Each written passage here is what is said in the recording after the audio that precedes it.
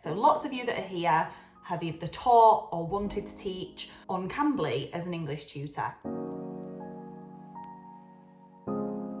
So if you're at that point where you have taught on Cambly a while and you feel like you've gotten everything you can out of it, what's next? The good news is teaching gives you so many transferable skills. It taught me time management, patience, humility, negotiation, and it improved my communication skills. It pushed me to be more creative, and of course I brushed up on those long forgotten grammar rules that I'd learned at school. But above all, for me, it reinforced my passion for storytelling. I believe as children and adults we learn so much about life through fiction. Teaching English just made it more clear in my mind that I wanted to be a writer. If you're an English teacher and you feel like you've gotten all you can from English teaching and you also have a passion for writing, it might seem like that could be a dream job for you. Here are the next steps I took to make that dream happen and why I was MIA on YouTube. Step 1, from English teacher to student. If you want to go down the traditional route, you can return to education to hone your skills. I didn't have a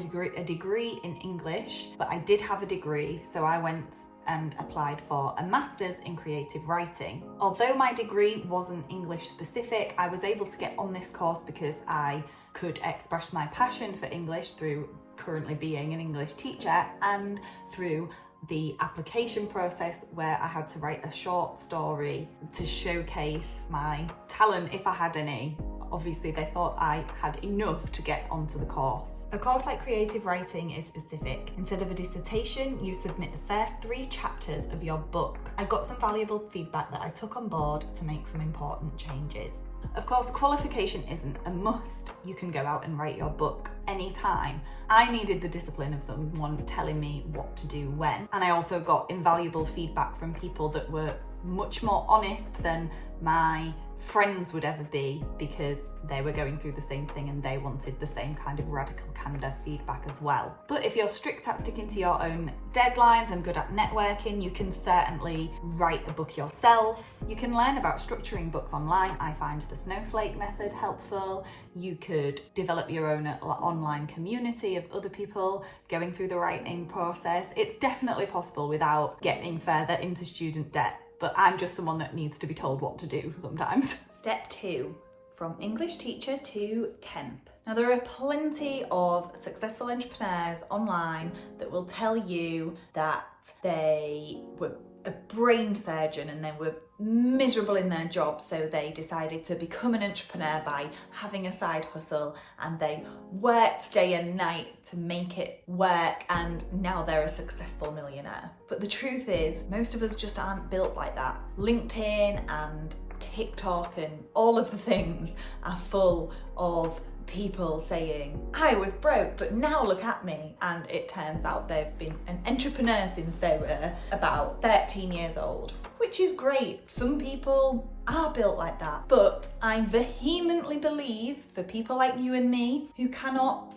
burn the candle at both ends for more than 3 days until you feel exhausted, you can still carve your own success, whatever that means to you. For me, success would be to not have to worry about money and work part-time and be able to be an author. That's the goal for me. I don't want to work 50 hours a week and wear it like a badge of honour, because I think life's too short. So when I realised that teaching English alongside doing my degree was too much, because I couldn't give my students my all because I needed to reserve my all for my essays and my dissertation, about a quarter of the way through my degree, I stopped to get a temp job. I got a temp job in an admin role. I could tell by the job description it's a lot of what I did in my 20s that I didn't enjoy, but it felt different this time because I knew there was an end goal in sight, and I could be honest with them that this wasn't my dream career. I would work from home during the lockdown. It was a bit miserable. I couldn't meet any of my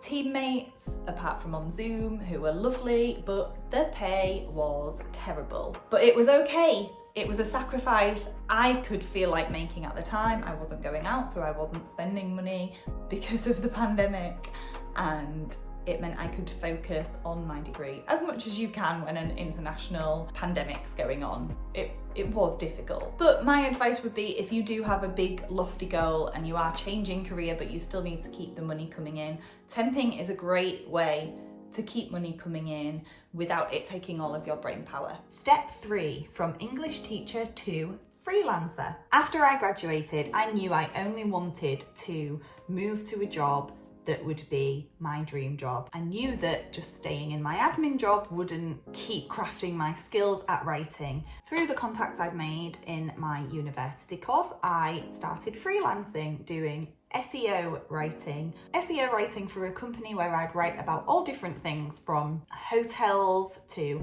how to make coffee. It was quite interesting and it was doable alongside the job I already had. They paid me weekly, so it was a little bit extra pocket money ready for when lockdown started to lift. It was a great thing to have on my CV because writing was exactly what I wanted to get into. Now, I did enrich my creative writing degree with a course in writing for SEO, which I have a huge discount code, which I will put below. I did it and it helped with my freelance degree, and it stood out on my CV for my current job as well. I know there's a lot of talk around online courses, whether they're worth it or not. I could do a whole other video on that, and I will be honest, I don't think some are worth it. If you're very clear on what you want to do though, you've done kind of enough free research to see what key skills it is that you need. They can be really helpful to veer your career in a different direction. For more on the SEO course, you can also watch this video I made about it here as well.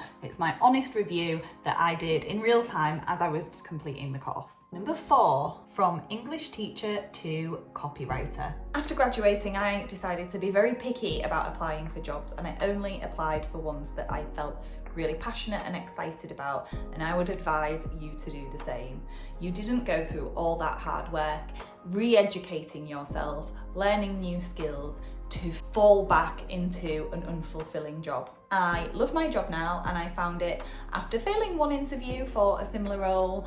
I got the job I'm in now about 6 months after graduating. The job I'm in now pays about 10k more than the job I was doing temping during my degree, which to me effectively means that the 10k of student debt I got myself in paid itself after a year. The degree wasn't a requirement for this role, but I do believe that doing that proved my passion for English and my direction of focus in changing career from the jobs I'd had before. So again, I'm not saying that you have to do a degree, but if you can demonstrate your passion for the career you're changing to, along with all those transferable skills that you learned as an English teacher, then you will have a CV that can stand out to a job that might not fit what you have in the job description. Don't be put off by experience. I was lucky for the job that I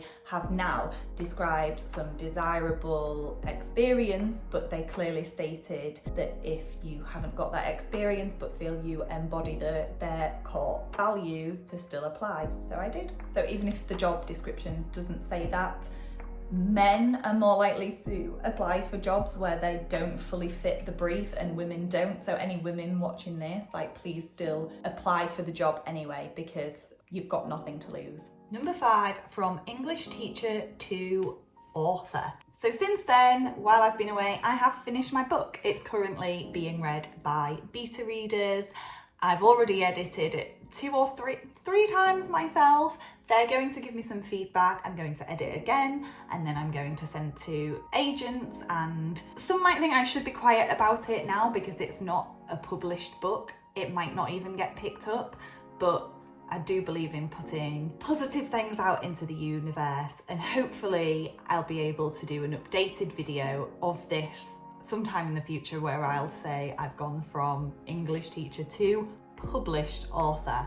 So this video was a little bit different to the type I usually do. If it was interesting to you, please like and subscribe. I will be sharing more about my journey into writing. I'm hoping that's still interesting for people here because it's still about English. I should also say my copywriting job is in marketing, and I have learned so much about marketing, even though I'm in a field that's nothing to do with English teaching. There are so many transferable skills and nuggets of information I've learned that can transfer to teaching and setting up your own teaching business. So rather than talk about Cambly and those platforms that take a lot of the cut of the money that students pay, look out for more videos starting from next week about how to set up as an English teacher on your own. And I've also started a newsletter, so if you want to have an email every week, just once a week, it won't be spammy. I don't have time to spam you with emails, but if you would like to sign up to that, just click the link in the description below and I will see you next week.